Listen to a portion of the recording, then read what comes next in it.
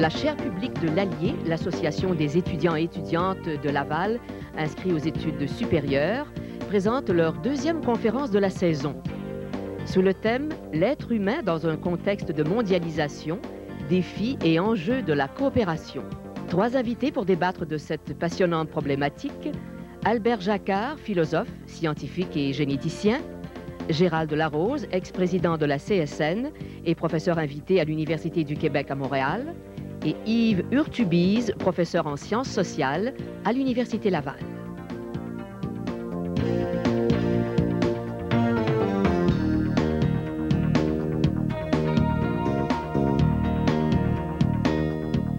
La mondialisation, ça a permis, par le développement des nouvelles technologies, des rapprochements, des solidarités incroyables, comme on n'aurait pas rêvé d'en faire il y a 20 ans ou 30 ans. J'étais très frappé par la réflexion d'un collègue de la faculté de droit de l'Université de Montréal il y a quelques années, au moment où en Afrique du Sud, on faisait un vote extrêmement important qui allait éventuellement porter le nouveau parti au pouvoir. Et ces gens-là, parce qu'ils étaient déjà sur un réseau de télécommunications internationales, s'informaient pour savoir s'il y avait des expériences démocratiques où les gens qui étaient en prison avaient le droit de vote. Et ce collègue de droit me disait, ben nous ici, on a cette expérience-là. Alors tout de suite, on envoyait un courrier pour dire, oui, dans notre pays, ça se fait. Et voici tous les textes légaux qu'on peut vous envoyer. Voici ce qu'on a comme matériel déjà. Et donc, en très peu de temps, on a pu comme ça communiquer, exercer non seulement un geste de solidarité, mais un geste de solidarité concrète à l'égard de gens qui avaient un problème extrêmement important à résoudre. Bon, donc la mondialisation, c'est aussi cela. Mais évidemment, ce n'est pas l'aspect le plus important. Celui qu'on retient davantage, c'est le fait qu'il y a une tentative, il y a des idées qui circulent à l'effet que la seule façon de bien vivre en société, c'est de vivre une vie de travail, une vie de consommation. Et que toutes les embûches qui étaient posées au développement de l'entreprise doivent être levées maintenant pour que le phénomène de compétition jouant à plein et jouant sur tous les continents et à tout moment du jour et de la nuit, on puisse créer comme ça de la richesse. Mondialisation des marchés s'est présentée soit par les plus militants comme étant, pour paraphraser, la fin de l'histoire. On serait rendu comme humanité à ce qu'il y a de mieux. C'est une idée qui serait insurpassable.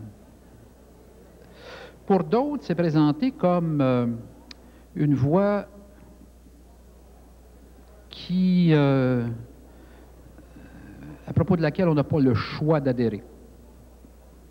La mondialisation, c'est, au fond, on n'a pas le choix, on doit s'y insérer. Et dans l'un et l'autre cas, l'Allier nous demande, mais où sont les individus là-dedans? Et je vous dirais que notre expérience, c'est que, enfin, la réponse la plus claire qu'on puisse entendre là-dessus, c'est que les individus n'ont qu'à s'adapter à cette situation-là, au nom des valeurs suprêmes, au nom de la valeur suprême, qui est le développement économique. La réponse qu'on trouve dans notre secteur, c'est que les individus, dans cette course effrénée, se retrouvent soit dans ceux qui courent, qui arrivent à suivre le rythme, soit dans ceux qui décrochent. Et les services sociaux, les services de santé sont bien placés pour vous dire où se retrouvent ces gens-là. C'est ce qu'on appellera éventuellement les exclus. Mais la question qui nous est posée, elle est posée en termes, j'ai trouvé un peu individualistes. Où sont les individus là-dedans? Et je voudrais soumettre qu'il n'y a pas seulement les individus qui sont victimes de la mondialisation. Il y a aussi les collectivités, il y a aussi les communautés qui sont victimes de cette idée de la mondialisation. Ça va avoir des conséquences importantes quand on va parler des coopératives, bien sûr.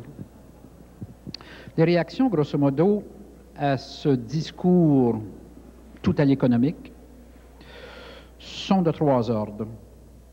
Première réaction qui a consisté à dire dans les années 30, 40 et plus tard aussi. Essayons de négocier avec l'entrepreneur, avec le capital. Essayons de négocier des meilleures conditions de salaire, des meilleures conditions de travail, des meilleures conditions de vie, tout en assurant au capital son développement. Une deuxième réaction, ça a été de tenter d'utiliser l'État comme un levier, comme un instrument pour définir les normes de la bonne vie en société, les normes communes, et pour dire à l'entreprise, attention, vous devrez vous conformer à un code du travail, vous devrez vous conformer à des lois sur l'environnement, vous devrez vous conformer à ceci, à cela. Mais ces deux options-là, évidemment, vous comprenez maintenant qu'elles sont, est-ce qu'on va dire dépassées? En tout cas, nous sommes certainement en présence d'une tentative de créer un nouveau contrat social où ni l'État, ni les perspectives de négociation ne sont présentes. Une troisième réaction à ce discours-là, ça a été carrément de créer des entreprises, de créer une alternative. Ça a été la coopération comme forme d'organisation, ça a été les mutuelles, ça a été les associations sans but lucratif. On assistait à ça, bien sûr, dans le courant de l'histoire, à peu près à toutes les décennies. Pour ce qui nous concerne davantage ici, vous savez, au tournant des années 60, quand on a commencé à développer d'autres perspectives de lutte à la pauvreté que les perspectives assistentialistes traditionnelles, qu'est-ce qu'on a fait? On a recouru au vocabulaire de la coopération, à cet idéal que représentait la coopérative comme forme d'organisation qui associait à la fois des objectifs sociaux et des objectifs économiques. La coopérative, qui est une forme d'entreprise, était aussi un idéal, un moyen pour partager sa pauvreté finalement, mais ses moyens aussi d'essayer de s'en sortir. La deuxième idée que je voudrais développer brièvement, c'est que la coopération, c'est une résistance à l'entreprise capitaliste qui se développe au 19e siècle. Pionnier de Rochdale, 1844, Angleterre, vous voyez un peu le truc. Mais c'est une résistance qui se développe partout, sur tous les continents. Et c'est une résistance qui porte un nom, qui s'appelle coopératif, qui s'appelle coopérative. J'appelle ça une appellation d'origine contrôlée. Une AOC, comme on dit dans le pays de M. Jacquard, parce que n'importe qui ne peut pas s'appeler coopérative. Il y a des règles à respecter. Il y a des valeurs derrière ce mot-là. Et ces règles-là, dont on dit qu'elles ont été inventées par les pionniers de Rochdale, ont été revues progressivement au fil des ans pour s'adapter.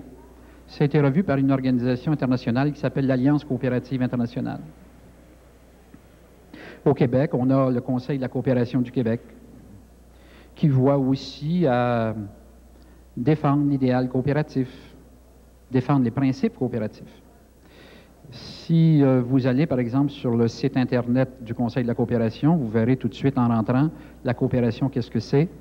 La coopération, c'est quelque chose qui aide les individus et les collectivités à soutenir leur développement. Il y a cette idée dans la coopération qu'à la fois la démocratie, c'est une valeur importante, la démocratie économique, entre les individus, mais que nous ne sommes pas que des individus. Nous participons aussi à quelque chose qui est plus complexe qu'être un individu. Nous participons à une société, à une communauté, à un village, à un quartier. Donc, il y a cette idée de la mondialisation qui fait son chemin, mondialisation des marchés, centrée sur des valeurs très individualistes, où le profit est la norme et la valeur dominante, où on est prêt à fusionner des immenses entreprises pour augmenter la valeur de l'entreprise, pour augmenter la valeur marchande, pour augmenter la valeur de la part qui est à la bourse, la cote à la bourse. Et pour faire ça, on arrive à mettre des gens au chômage. Pas des gens qui sont sous-éduqués, sous-formés, hein, des spécialistes, des gens qui travaillent dans des grandes entreprises, qui ont des spécialités en informatique, dans toutes sortes de domaines. La règle est la course effrénée au profit, et au profit le plus rapidement possible. Alors, les coopératives, là-dedans, comment peuvent-elles se débrouiller en 3-4 minutes? Je termine en vous disant ceci. Les coopératives, elles ont des principes à suivre, mais il ne faut pas toutes les mettre dans le même paquet. Les coopératives, il y en a de plusieurs sortes, mais on pourrait distinguer brièvement entre celles qui, effectivement, se situent actuellement dans un univers de compétition internationale. Les coopératives agricoles, par exemple. Les coopératives d'épargne et de crédit. Les mutuelles d'assurance. Qui sont confrontées à cette mondialisation?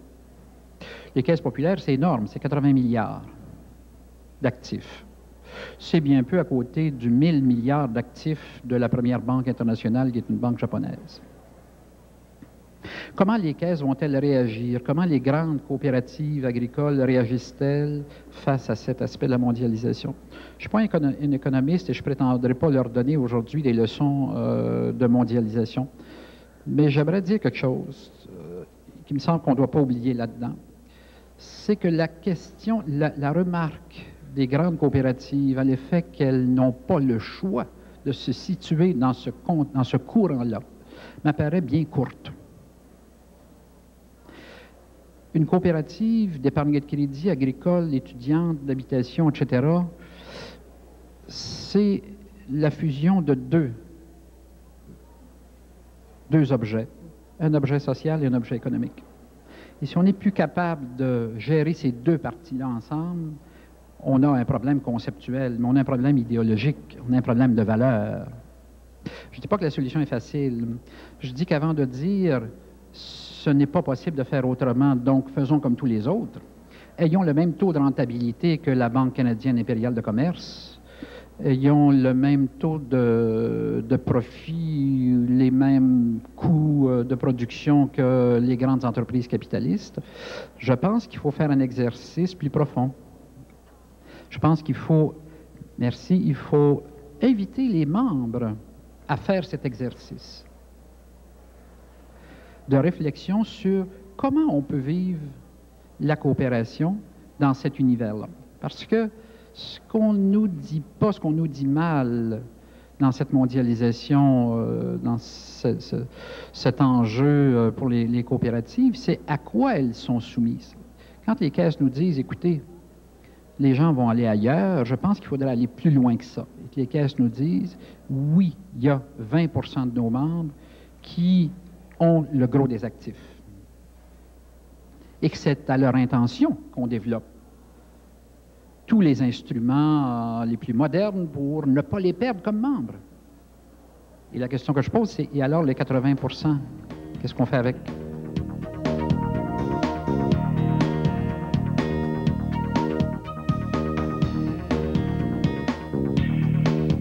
J'aime rappeler que tous et toutes, autant que nous sommes, on est fait de trois choses. On a une tête, on a un cœur, on a un corps.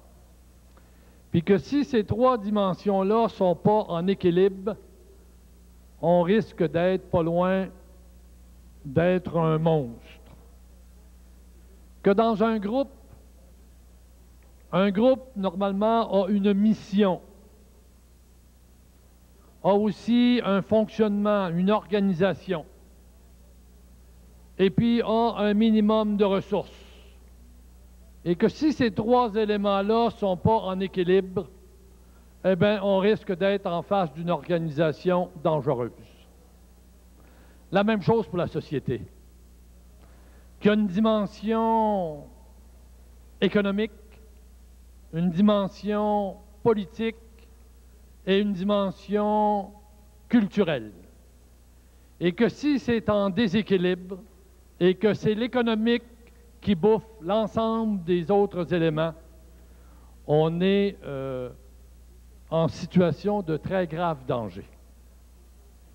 La mondialisation, je pense que c'est l'expression d'un déséquilibre qui, au moment où on se parle, fait en sorte que c'est l'économique qui imprime les décisions de toute la sphère politique et qui imprime aussi la production culturelle et l'ensemble des comportements sociaux. Et quand on regarde à l'intérieur de l'économique, c'est quoi qui se passe, très concrètement? C'est sûr que je vais un peu vite en affaires parce qu'on n'a rien que 15 minutes, mais je veux qu'on se rappelle que le capitalisme, dans nos sociétés, en Occident en particulier, est passé du stade marchand. C'était des pédaleurs, des vendeurs de n'importe quoi, qui ont bâti des fortunes, qui ont régi un certain nombre de rapports dans les communautés, dans les villes. Un peu plus tard, c'est devenu le capitalisme industriel. Et ici, au Québec, on sait ce que ça veut dire. Tu as des régions entières qui se sont développées à partir des intérêts du capitalisme industriel, que ce soit lié aux ressources naturelles ou à l'ensemble des autres ressources. Mais ces deux types de capitalisme-là avaient des rapports avec les communautés, avaient des rapports avec les individus, fournissaient des jobs, fournissaient un pouvoir d'achat. Bref, c'était intégré dans la vie sociale. Aujourd'hui, c'est plus le capitalisme marchand, c'est plus le capitalisme industriel, c'est le capitalisme financier qui, lui, est décroché de l'ensemble des communautés, qui se promène dans une stratosphère en répondant non plus à la logique économique et à la logique politique ou à je dirais, aux impératifs des communautés ou des pays, mais qui tourne sur lui-même. La sphère financière, c'est en fait de produire des revenus en fonction de la production des revenus. C'est tellement vrai qu'aujourd'hui, tout le secteur financier se rentabilise à des hauteurs de 15, 18, 20, jusqu'à 30 %. Alors que l'économie réelle, celle de nos salaires, celle du coût de la vie, celle de l'indexation ou de l'inflation, ça tourne à quoi? Ça tourne autour de 1,5, 2, 2,5. Quand on est rendu à 3, là, on est en pleine croissance économique. Chrétien se pète les bretelles. T'sais? Alors, entre la sphère financière et la sphère de l'économie réelle, il y a un tel décalage qu'on est sur une balloune qui, dans les faits, se dessouffle. On ne s'en aperçoit pas. Mais pas plus tard que 18 mois, il y a des pays entiers qui ont été mis à genoux en l'espace de quelques jours, de quelques semaines, avec des ripple effects qui ont fait le tour de la planète. Ça a commencé en Thaïlande, ça a passé toute l'Asie, ça s'est à peu près étouffé au Brésil, qui en a mangé une sacrament, comme on dit, mais qui a réussi à résister. Et donc, nous autres, on s'en est tirés. Mais on est dans une situation gonflée à l'hélium et qui fait qu'on est en péril. J'ai fait un tour peut-être un peu rapide sur l'ensemble de la situation, mais je voudrais qu'on se ramène aux exigences que ça pose pour l'ensemble des personnes, groupes dans la société qui ont un peu à cœur la défense et la promotion de l'intérêt général. Parce que le vrai débat dans notre société, c'est qui s'occupe de l'intérêt général. Le secteur financier ne prétend pas s'occuper de l'intérêt général.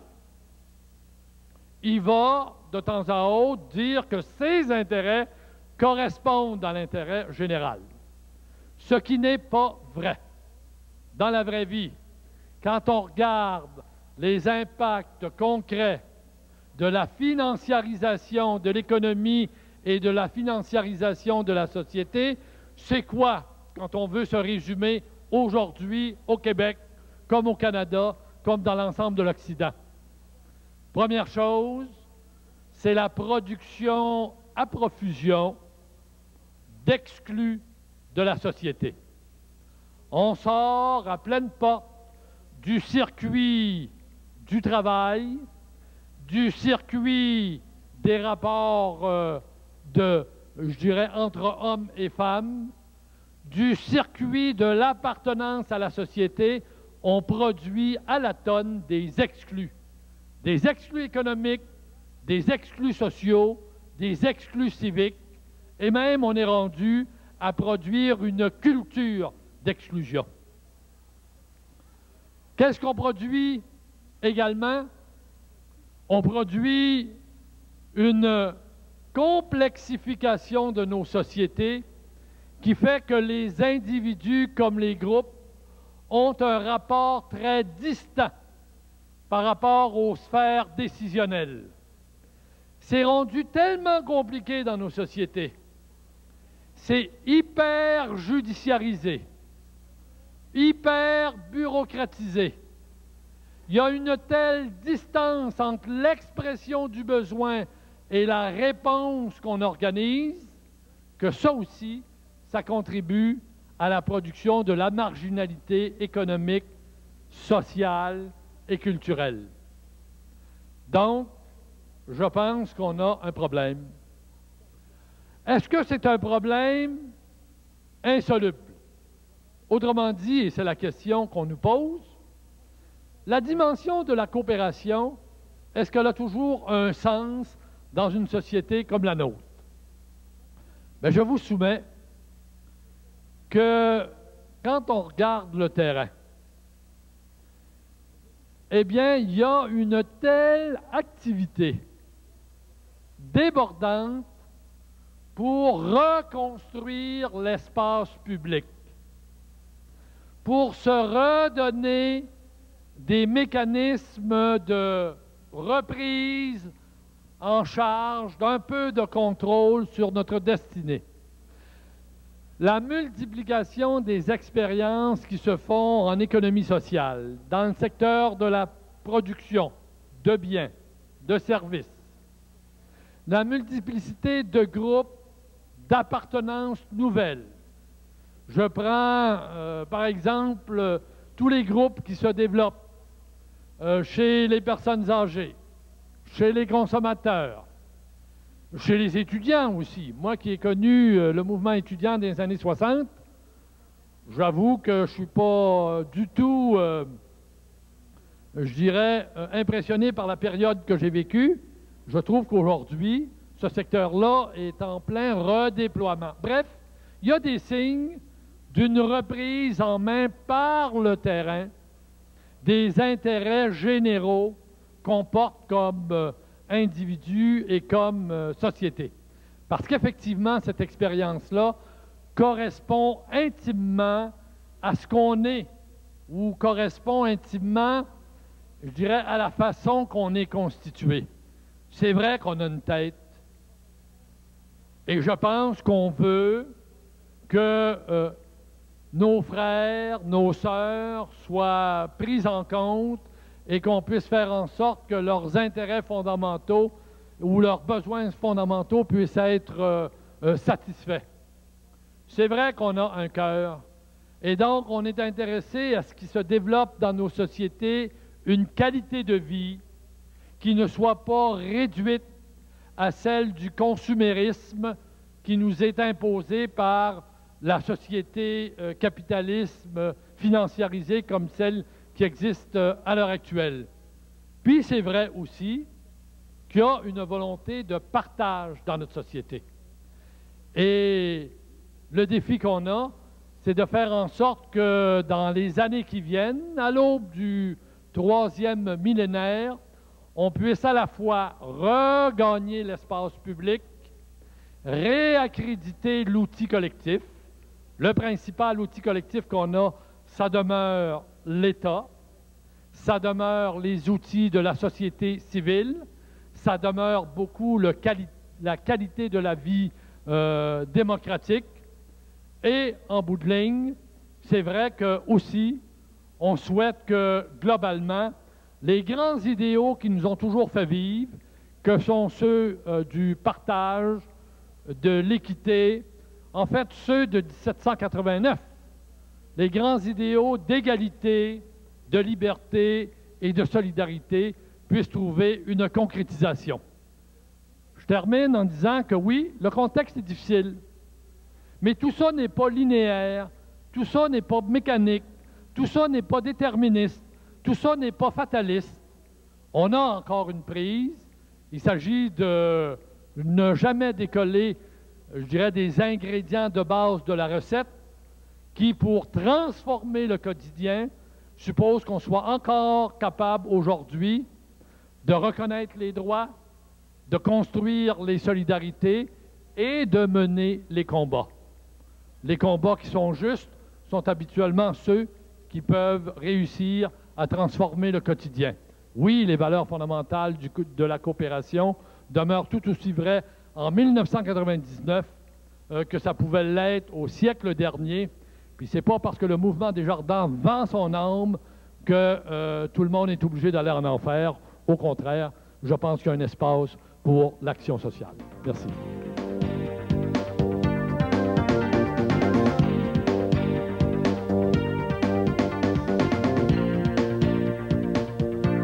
Mondialisation, cela veut dire prise de conscience que sur cette planète, nous sommes solidaires.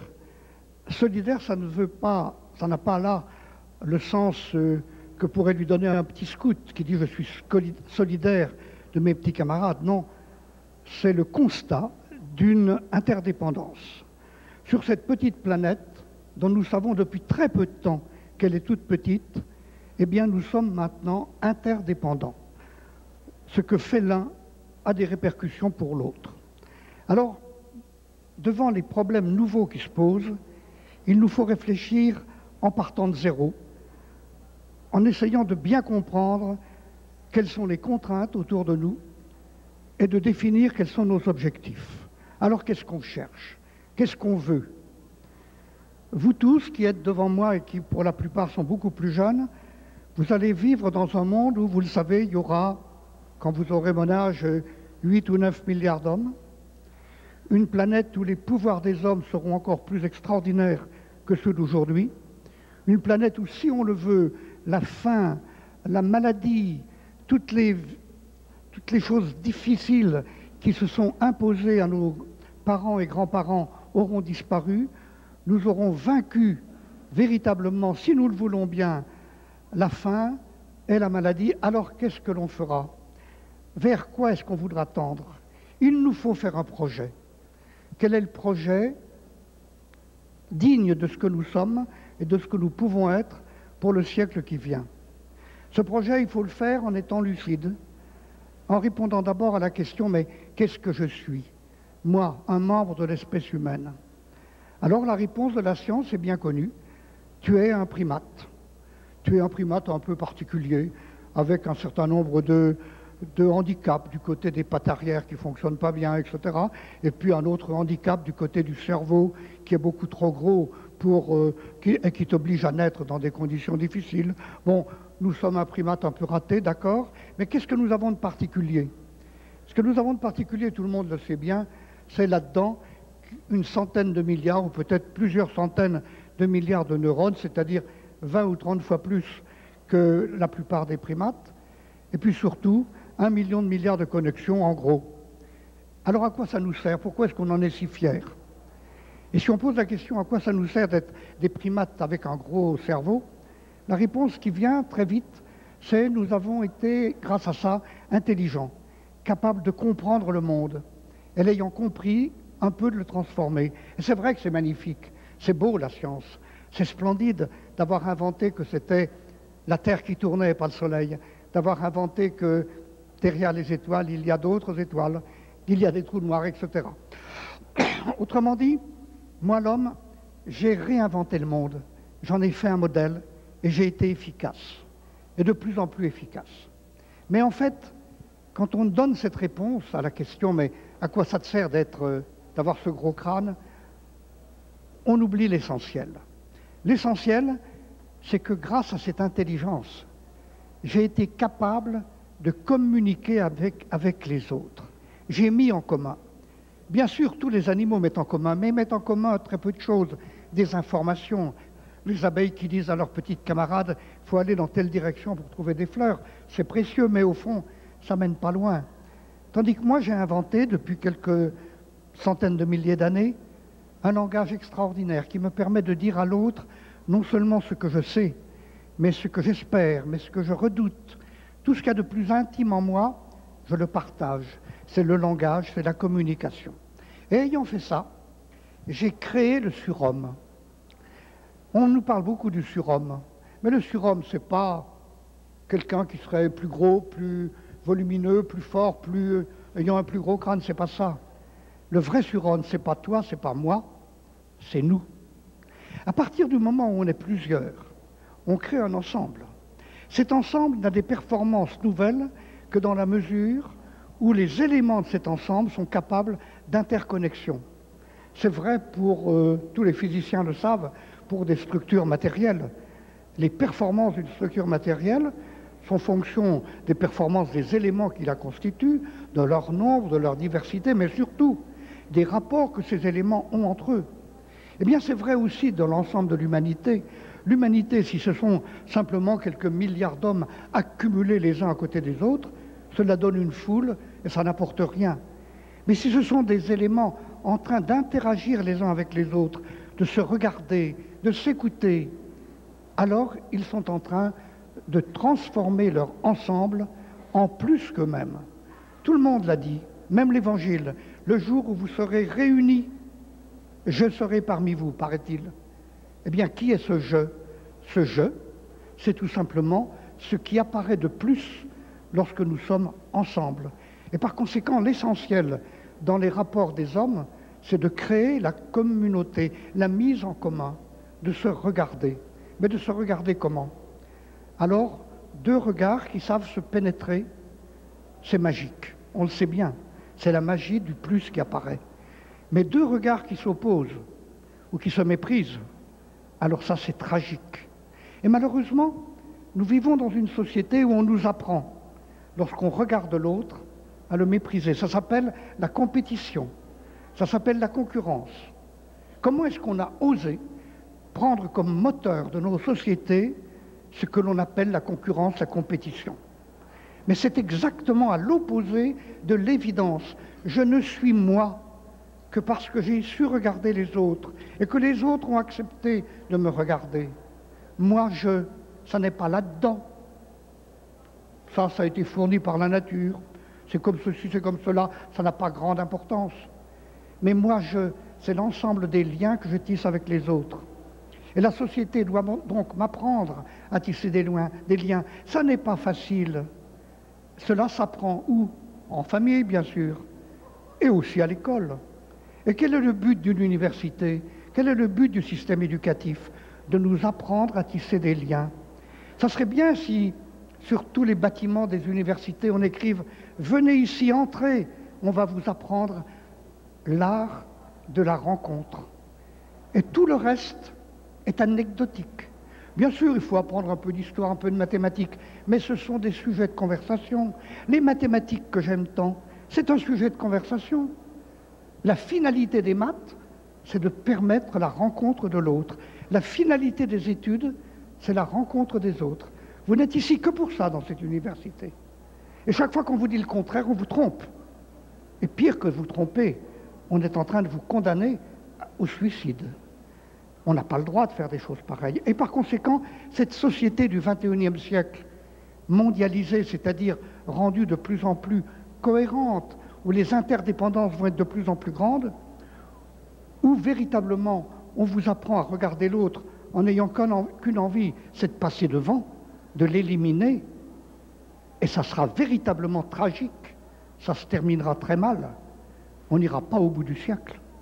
Ou bien on va commencer à apprendre à regarder l'autre en s'apercevant qu'il est une source.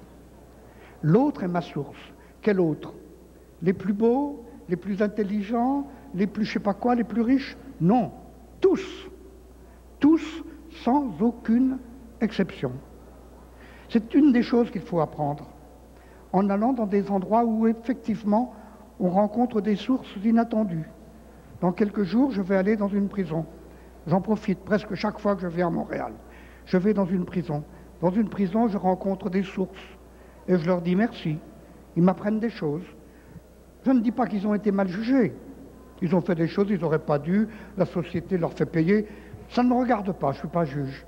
Ce qui me regarde, c'est de parler avec eux, c'est de les rencontrer, de leur poser des questions, de leur donner des réponses aussi, d'être en face d'eux.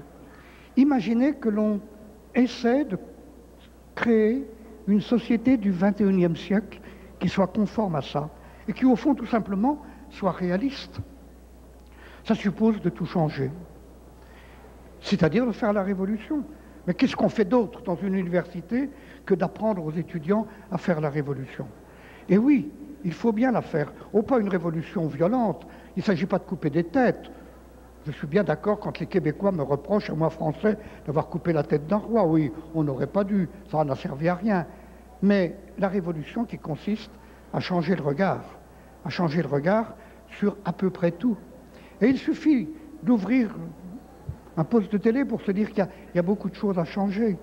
Lutter contre le réflexe de la compétition. Comment l'apprendre aux enfants? En leur disant que quand ils font du sport, c'est merveilleux, mais à condition que ce soit du sport sans compétition.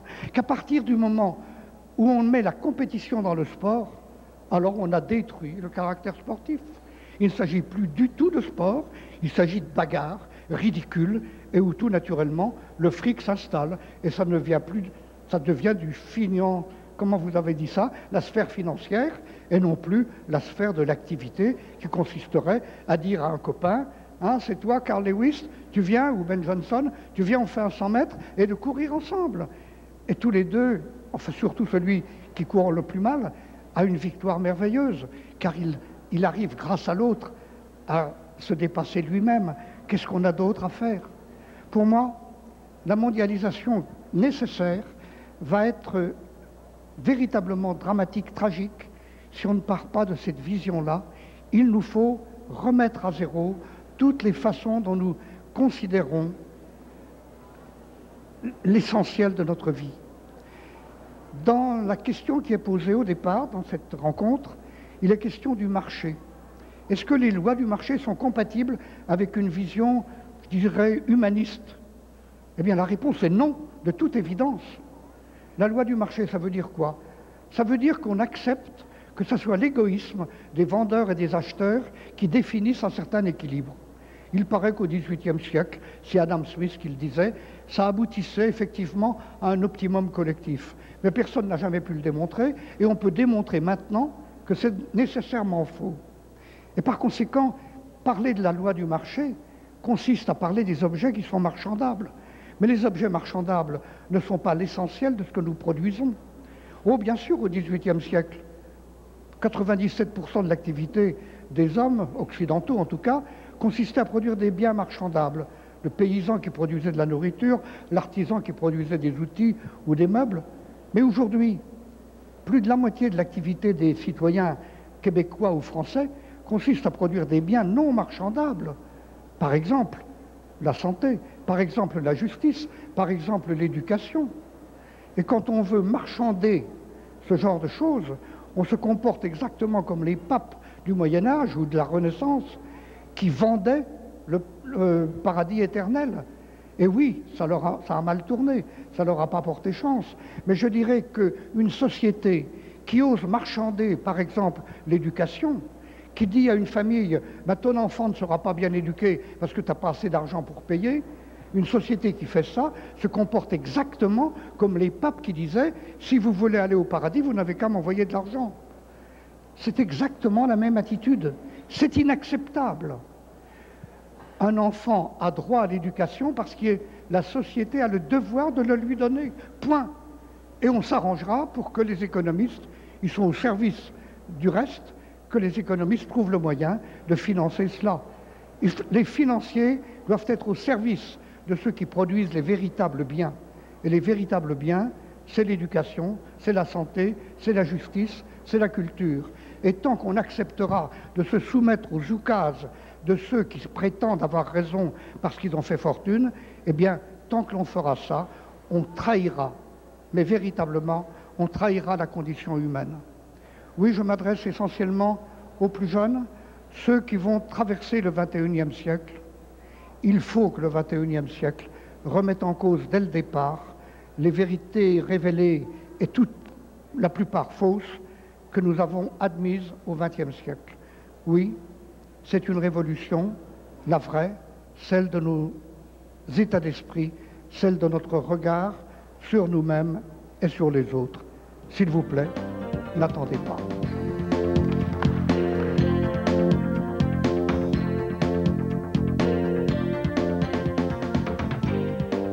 François Guillette, étudiant en sciences politiques.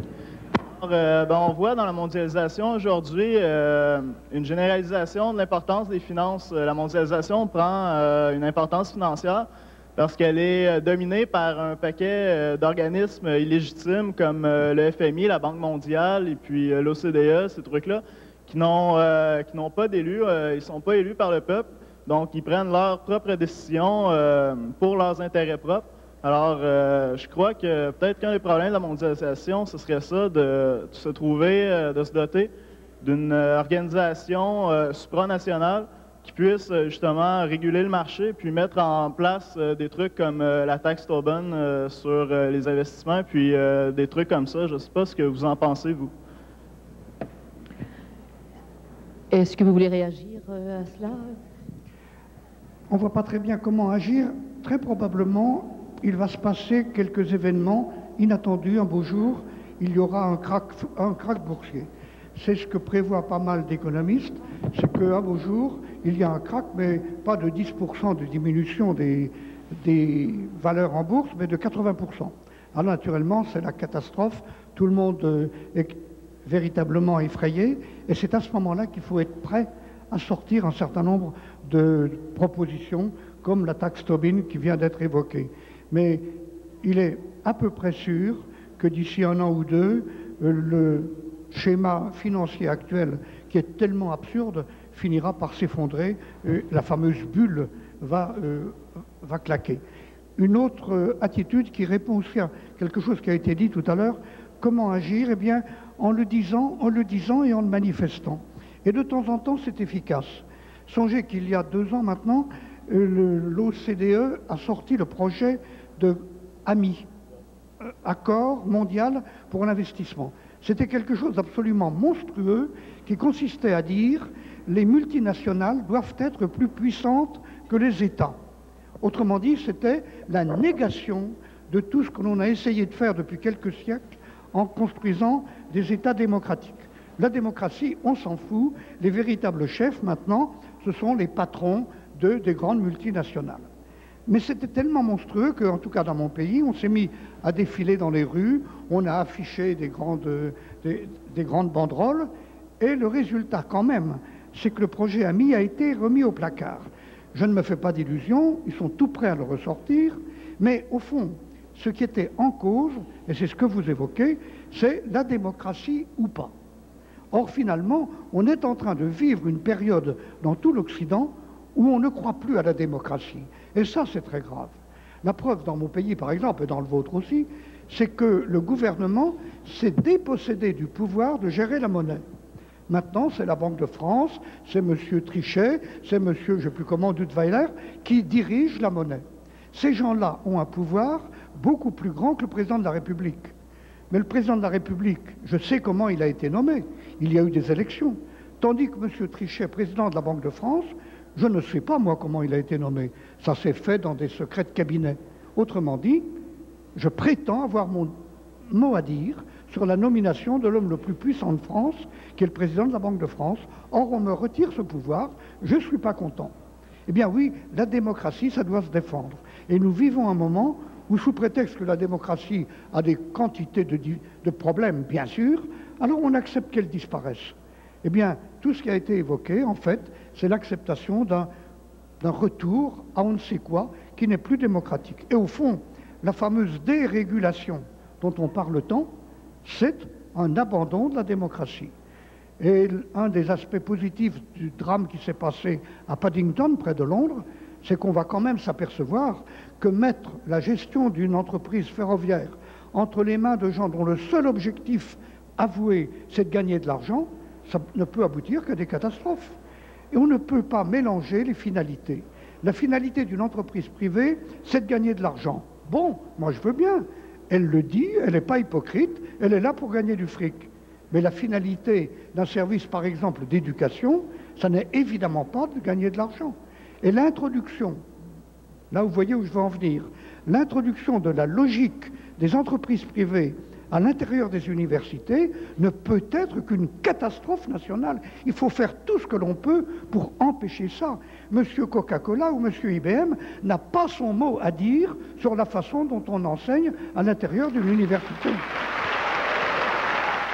J'aimerais ça savoir comment vous percevez le danger autour de l'économie sociale, c'est-à-dire le fait que présentement, les gouvernements et même la Banque mondiale vont valoriser une certaine forme de coopération, mais de coopération dans le but de remplacer les services publics et de faire du travail, surtout dans la santé, mais beaucoup dans d'autres domaines, faire ce travail-là par du monde à beaucoup moins cher, dans le cadre de coopératives, dans le cadre du travail domestique, et puis, en fin de compte, qu'on valorise le coopératisme, mais pour mieux faire des coupures. Alors, j'aimerais avoir votre position là-dessus. Il faut se méfier d'une lecture très pointue de l'économie sociale. Je vais te donner deux exemples. Le réseau des CLSC, qui a été très sous-alimenté depuis qu'il existe, mais qui est un réseau public, est issu directement de l'économie sociale. L'aide juridique, qui est un minimum de protection dans la société québécoise, qui s'est largement affaiblie, même si c'est le réseau public, est née de l'économie sociale. La politique familiale à 5 piastres, avec un réseau de garderies autonomes, non fonctionnalisé, non bureaucratisé, c'est de l'ordre de l'économie sociale. Ces gens-là, en 2001, vont gagner 18 piastres de l'heure.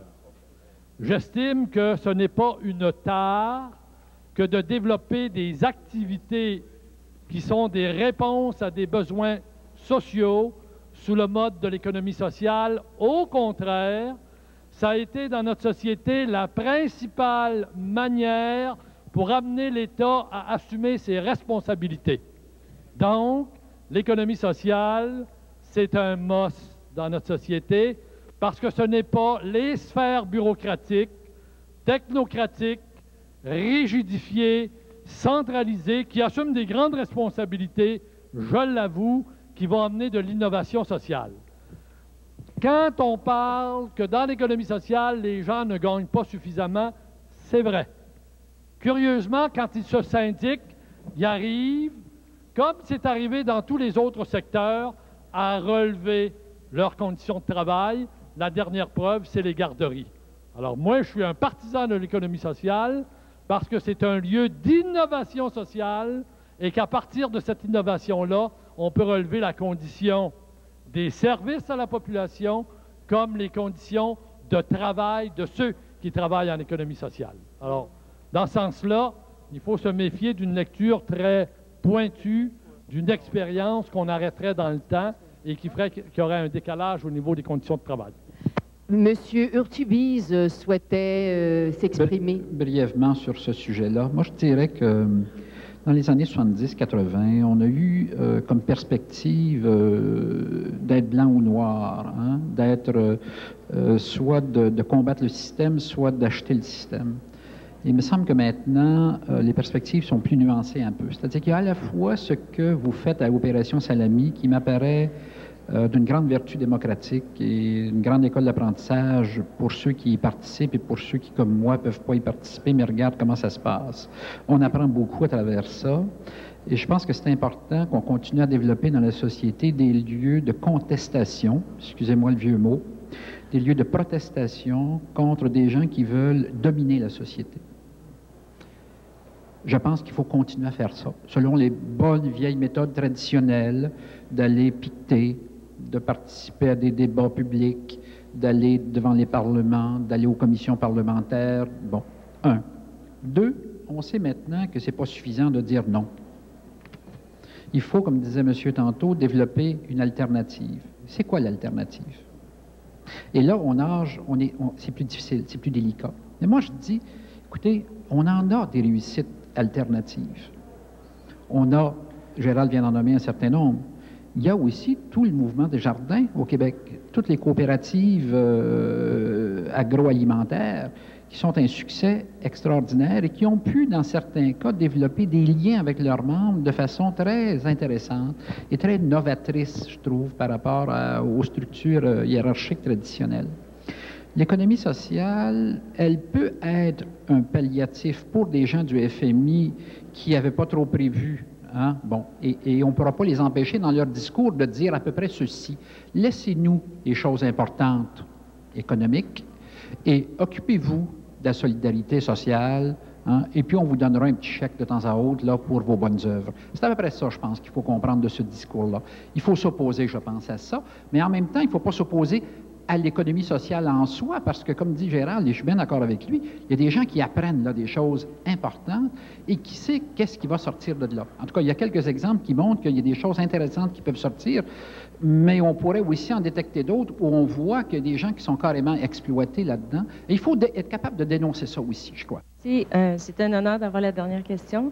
Mon nom est Martine Ferland. Je me considère comme étant de la génération perdue, peut-être un peu exclue, bien que nous sommes tous un petit peu. Ma question s'adresse à M. Jacquard. Vous avez parlé de la méprise. Moi, j'ai accroché sur la méprise.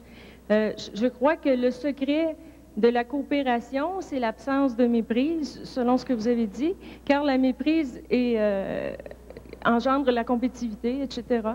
Puis ma question, c'est comment la reconnaître, cette méprise, puis comment l'éliminer surtout? Ben, c'est le problème central de ma rencontre avec l'autre. L'autre, évidemment, me fait peur. Il n'est pas comme moi. Il me pose des problèmes. Et devenir quelqu'un, c'est surmonter cette peur, résoudre ces problèmes aussi bien que je le peux, et progressivement m'apercevoir que l'autre est ma source. La lutte contre le mépris, c'est faire comprendre à chacun qu'il a besoin de l'autre. Tout simplement parce que c'est comme ça que l'on se fait. Il y a une très belle phrase de Jean-Paul Sartre à la fin des mots, ce beau livre.